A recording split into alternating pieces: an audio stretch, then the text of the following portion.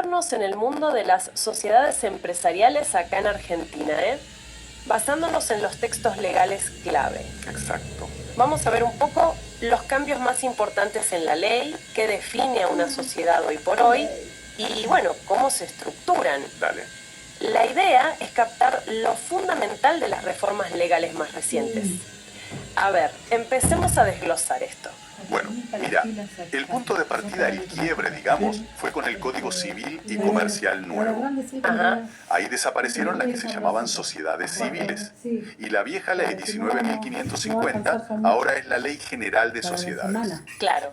Y la clave ahora, lo fundamental, es que toda sociedad tiene que tener un objeto empresario. ¿Y eso qué significa en criollo, digamos? Significa que tiene que haber una organización, una estructura pensada para producir o intercambiar bienes o servicios. Ah, bien. Ya no vale solo juntarse para ganar plata sin más, ¿viste? Se necesita esa estructura de empresa. Interesante ese cambio de foco, ¿no? Hacia la estructura. Entonces, ¿cuál es la definición legal ahora para que algo sea una sociedad? Mencionaste el artículo 1. Exacto. El artículo 1 es como la receta base. Te dice que necesitas una o más personas. Una. Eso es nuevo, ¿verdad? Sí, esa es una novedad importante. Ahora pueden ser unipersonales bajo ciertas formas. Ok. Bueno, estas personas se tienen que organizar, y no de cualquier manera, sino siguiendo uno de los tipos que la ley te da. SRL, SA, esas cosas. Entiendo. Los moldes legales. Tal cual. Y se obligan a hacer aportes. Poner algo en común. Plata, bienes, derechos. ¿Para qué? Para usarlos en esa producción o intercambio que dijimos. Y obviamente, la idea es compartir ganancias. Y también pérdidas, claro. Y ahí entra la famosa SAU, la Sociedad Anónima Unipersonal. Esa misma. La gran novedad, aunque tiene una limitación curiosa. Una SAU no puede ser la única socia para crear otra SAU. Mira vos. Bueno, entonces tenemos personas, organización, aportes, un tipo legal y el objetivo de negocio. Mencionaste los aportes y la organización. ¿Podemos ver eso un poquito más de cerca? Claro, claro. Los aportes son, digamos, el capital inicial. La nafte para arrancar. Ajá. Puede ser guita, máquinas, una patente, hasta el saber hacer, el know-how. Ojo, hay excepciones, ¿eh? En la CCU o SRL, por ejemplo, poner solo trabajo no te suma el capital social. Entendido. ¿Y el valor de ese aporte qué define? Define cuánto pesa cada socio, o sea, su parte en las ganancias o pérdidas, y también su poder de voto en las decisiones. Tiene lógica. Y la organización. La organización es tener las reglas claras adentro. Quién manda, la administración, cómo se toman las decisiones importantes, quién controla, esa estructura interna. Y la tipicidad que dijiste era elegir el traje legal. Exacto. Tenés que elegir uno del catálogo. Colectiva, SRL, SA, etc. Y falta un elemento clave, más subjetivo si querés, la affectio societatis, el espíritu de equipo, como dijiste antes. Eso mismo. Esa voluntad de colaborar, de tirar todos para el mismo lado, poniendo el interés de la sociedad por delante del propio. Me queda claro. Tenemos los ingredientes, el espíritu. ¿Cómo se cocina todo esto? O sea, ¿cómo se formaliza para que nazca legalmente? Y si te saltás algún paso, bueno, la formalización viene con el contrato social. Importantísimo. Por escrito. Puede ser instrumento público o privado, depende del tipo de sociedad. Ok, ¿y con eso alcanza? No, falta el paso clave. Inscribirlo en el registro público. Ahí sí, clic. Nace la personalidad jurídica. Personalidad jurídica propia, separada de los socios. Exactamente. La sociedad pasa a ser como otra persona ante la ley, con su propio patrimonio, sus derechos, sus obligaciones, distinta de quienes la forman. ¿Y si no se hace todo eso? Si se omite algo, o no se elige un tipo, o no se inscribe. Ahí caemos en lo que la ley llama la sección IB. Son las sociedades, digamos, irregulares o de hecho. Suena complicado. Ya. Tiene sus bemoles. Su personalidad es más débil, más precaria. Los acuerdos internos entre socios pueden no valer contra terceros. ¿Y la responsabilidad? Ahí está el punto delicado. La responsabilidad de los socios, en principio, es mancomunada. Cada uno responde por su parte, y por partes iguales, salvo pacto en contrario o algunas excepciones. Es más riesgoso. Pero se puede arreglar. Sí, sí. La ley te da vías para subsanar, para regularizar la situación y convertirla en una sociedad de un tipo legal reconocido. Bien. Volviendo al contrato, que parece central. ¿Qué no puede faltar de ninguna manera en ese documento? El artículo 11 te da la lista de infaltables. Primero, los datos completos de los socios. ¿Quiénes son? Ok. Segundo, el nombre de la sociedad, la razón social o denominación, y dónde va a estar, domicilio y sede social. Lógico. Tercero, a qué se va a dedicar. El objeto social. Tiene que ser preciso, claro, lícito y posible, ¿eh? No vale poner actividades varias. Bien detallado. Cuarto, el capital social. ¿Cuánto es y qué puso cada socio? Y ojo, en la SAU tiene que estar todo el capital puesto desde el minuto cero. Integración total de entrada. Exacto. Quinto, ¿cuánto va a durar la sociedad? Tiene que tener un plazo determinado. No puede ser para siempre. No, un plazo definido. Después se puede prorrogar, pero tiene que haber un plazo. Sexto, ¿cómo se organiza la administración y la fiscalización? El control. Las reglas del juego internas. Tal cual. Séptimo, cómo se reparten las ganancias y cómo se asumen las pérdidas. Y por último, las cláusulas sobre derechos y obligaciones de los socios y el funcionamiento general. Un montón de cosas. Y todo esto escrito e inscrito ¿para qué? Para proteger a todos, a los socios entre sí y fundamentalmente a los terceros que contratan con la sociedad. Da seguridad, transparencia. Clarísimo. Ahora, una pregunta. Las empresas cambian, crecen. ¿Qué pasa si una SRL, por ejemplo, necesita o le conviene pasar a ser una SA? ¿Se puede? Sí, por supuesto. Para eso está la figura de la transformación. Transformación. Sí, es como si la sociedad se cambiara el DNI legal, digamos. Adopta otro tipo societario de los que permite la ley, pero sin disolverse ni empezar de nuevo. Ah, o sea, sigue siendo la misma persona jurídica. Exacto. Mantiene su identidad, sus derechos y sus obligaciones anteriores. Sigue siendo la misma empresa, solo que con otro traje legal. ¿Y las deudas viejas? Si un socio tenía responsabilidad ilimitada antes. Buena pregunta. No se libera de esa responsabilidad por las deudas anteriores a la transformación, salvo que los acreedores acepten expresamente liberarlo. Ah, importante detalle. ¿Y es muy complejo el trámite? Es un proceso formal, sí. Requiere un acuerdo de los socios, generalmente unánime, salvo que el contrato diga otra cosa. Hay que hacer un balance especial, preparar el instrumento de transformación, publicarlo en el boletín oficial e inscribirlo en el registro. O sea, no es soplar y hacer botellas, pero es una herramienta útil para adaptarse. Muy útil, sí. Permite que la estructura legal acompañe el crecimiento o las nuevas necesidades del negocio. Bueno, entonces, para ir cerrando, lo que vemos es que el marco legal argentino hoy pide, sí así, una estructura organizada con un fin de negocio claro. Exacto, el objeto empresario. Que hay que encajar en uno de los tipos legales que existen y cumplir con las formalidades del contrato y la inscripción. Fundamentalmente eso. Y vimos también la opción de la sociedad de una sola persona, la SAU. ¿Y qué pasa con las que andan medio en falta con los papeles? Las de la sección IBE. Sí, es interesante ver cómo la ley trata de balancear, ¿no? Por un lado, quiere que las empresas funcionen, que haya continuidad. Claro. Pero por otro lado, necesita dar seguridad jurídica. Proteger a la empresa sí, pero también a los socios entre ellos, y sobre todo a los que negocian con la sociedad desde afuera. Pone reglas claras, pero también da salidas para corregir errores. Esa es la idea, sí. Establecer requisitos, pero también mecanismos para regularizar lo que no está perfecto. Bueno, nos dejaste pensando con eso del affectio societatis, esa voluntad de colaborar. Me queda una última reflexión para quienes nos escuchan. Si ese espíritu de equipo es tan clave en la idea tradicional de sociedad, ¿cómo se interpreta o qué significa realmente en una sociedad anónima unipersonal, donde la colaboración, en teoría, es con uno mismo? Es una excelente pregunta para seguir pensando, ¿no?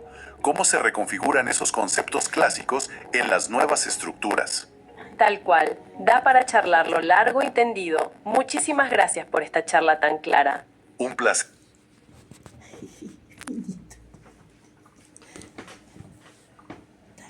Bien, interesante, interesante. Me gustó este video, se lo seleccioné, me parece interesante para iniciarnos en esto que estábamos hablando. ¿Se entendió de lo que estaban hablando estos dos muchachos? Sí.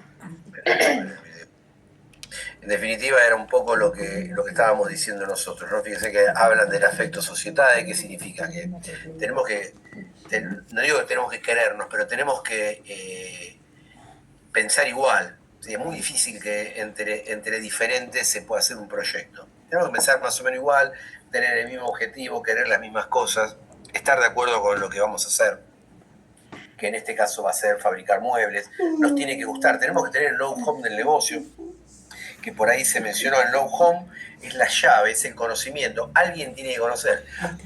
Por ejemplo, Tolaba, que fue la que tiró la idea, tiene que conocer. Tiene que ser arquitecta, ingeniera, o tiene que venir de familia de muebleros. Tiene que tener no hace falta que los 40 tengan el know-how, porque lo tengan uno o dos, el conocimiento de lo que hay que hacer, después eso se traslada, se transmite. En definitiva, Tolava va a ser una socia más igual que nosotros. La idea siempre cuando son muchos socios es que todos aporten el mismo capital. ¿Para qué? Para que ninguno, cada peso que se aporta es un voto. Entonces, si todos aportan 100.000 y yo aporto 200.000, yo tengo el doble de votos que ustedes. Entonces, ¿qué significa? Que cuando me junto con 3 o 4 y hago un grupo y terminamos teniendo mayoría social y elegimos al director, elegimos que el director que vaya al lugar que nosotros nos gusta, que elija al administrador que nosotros nos gusta, el contador que nosotros queremos, el abogado que nosotros queremos. Entonces, lo que se trata siempre es de que los aportes sean en partes iguales. No, hay muchas sociedades familiares en Argentina, muchas empresas que se dedican, por ejemplo, a la fabricación y venta de muebles, la mayoría son familiares. Frávega es una empresa familiar, porque Frávega existe, es un apellido, ¿sí? Es una empresa familiar, o sea, Coto es una empresa familiar, Alfredo Coto existe, o sea, no es que, por ejemplo, Coca-Cola no existe, obviamente, como persona, pero hay muchas empresas que nacen siendo familiares y terminan después creciendo y diversificándose y armando grupos empresarios enormes, y todo a partir de una buena idea, ¿sí?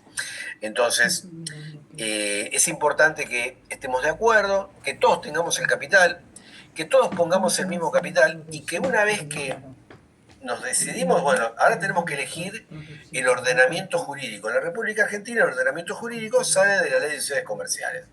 Antes de la modificación del Código Civil y Comercial era la Ley 19.550, ahora se modificó, era la Ley 20.000 y pico.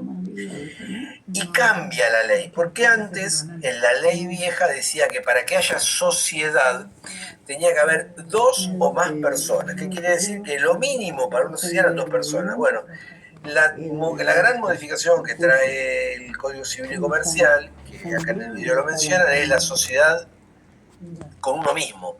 Es decir, ya no dice que habrá sociedad cuando hay 2 o más personas, sino que dice cuando hay 1 o más personas. Porque yo puedo hacer una sociedad conmigo mismo. Yo puedo hacer una sociedad anónima unipersonal. Y eso es un invento nuestro, y es una tremenda modificación al derecho societario. Porque es novedoso que uno forme una sociedad con uno mismo, ¿no?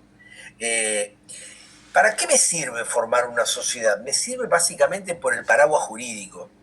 ¿El paraguas jurídico qué significa? Significa que todas las sociedades argentinas limitan su responsabilidad al capital que han aportado. Quiere decir que si nosotros formamos una sociedad donde entre los 40 ponemos $400.000, la responsabilidad de cada uno de nosotros va a ser por los $10.000 que aportamos. Quiere decir que si la sociedad llega a deber $2 millones, lo máximo que va a poner cada uno de ustedes son $10.000, que es lo que aportaron. Eso se llama paraguas jurídico y es fundamental. Ese paraguas jurídico también existe para sociedad anónima unipersonal. ¿Por qué una persona se largaría a comercializar en vez de como persona física, como una sociedad anónima unipersonal, para tener básicamente el paraguas jurídico? ¿Cuál es el paraguas jurídico? Que en caso de que haya cualquier tipo de inconveniente, el capital, la responsabilidad quedaría limitado al capital aportado.